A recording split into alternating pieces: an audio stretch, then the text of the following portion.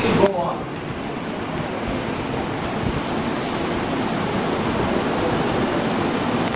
আমার একটা এক্সপেরিয়েন্স বলি। আমি প্রথমে মিশন থেকে আসার পরে মিশনে যখন আমি ছিলাম আইভরি কোস্টে, ওখান থেকে ছুটিতে আসতে হলে আমাদের অনেক ঘুরে আসতে হতো। সেনাবাহিনী প্রধান আমাদের যে কথাগুলো বলছেন, এই সময়টুকু আপনারা একটু ধৈর্য ধরেন। উনি যেহেতু বলছেন যে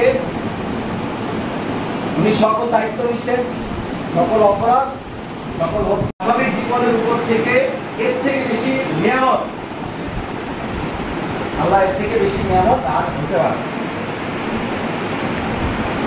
তো আপনাদের কাছে অনুরোধ, প্লিজ এই যে সময়টা আমাদেরকে হেল্প করেন। কিছু লোকজন অবশ্যই থাকবে যাদের কাসরত খারাপ, যা বলে আর যদি এরকম থাকে আমাদেরকে জানান, আমরা চেষ্টা করি। এছাড়া সবকিছুই ফেরত আসছে আপনারা দয়া করে, আবারও বলি, অনেক গল্প অনেক কথা বলতেছি, কালকে থেকে অনেক খারাপ লাগতেছে একটা বিষয়, যে চলে গেছে, আজকে থেকে এটা হবে ইনশাআল্লাহ। আপনারা দয়া করে কোন রাষ্ট্রীয়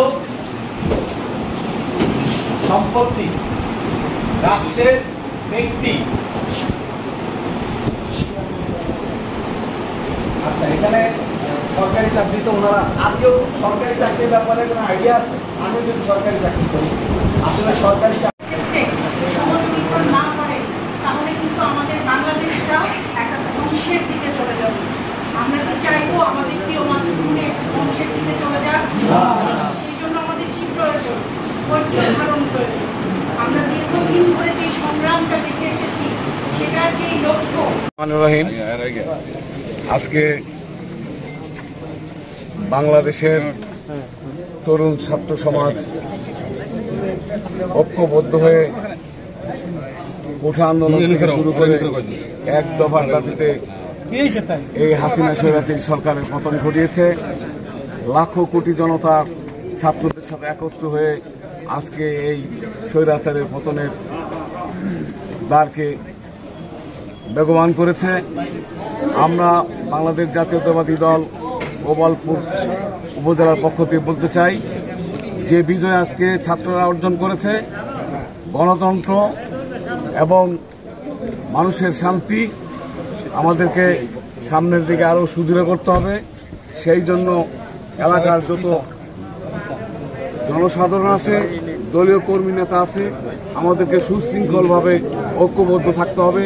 কোনো ধরনের বিশৃঙ্খলা, কোনো ধরনের লুটতরাজ, কোনো ধরনের ভাঙচুর যাতে না হয়, তার জন্য আমাদের প্রতিটি কর্মী নেতাদেরকে সচেষ্ট থাকতে হবে। এখানে সংখ্যাগরিষ্ঠ যারা আছেন, তার সংখ্যালঘু, তাদের প্রতি যাতে কোনো অন্যায় আচরণ না হয়, তার জন্য দরকার পড়লে আমরা পাড়া মহল্লায় তাদেরকে আশ্বস্ত করে আমরা তাদেরকে শান্তির জায়গায় নিয়ে রাখব। আমরা সর্বোপরি বলতে চাই যে আজকে কোনো ধরনের বিশৃঙ্খলা আমরা সহ্য করব না। আমরা প্রশাসনের সাথে বিভিন্ন পর্যায়ের মানুষের সাথে আলাপ আলোচনা করে আমরা এই গোপালপুরের শান্তি বজায় রাখতে চাই।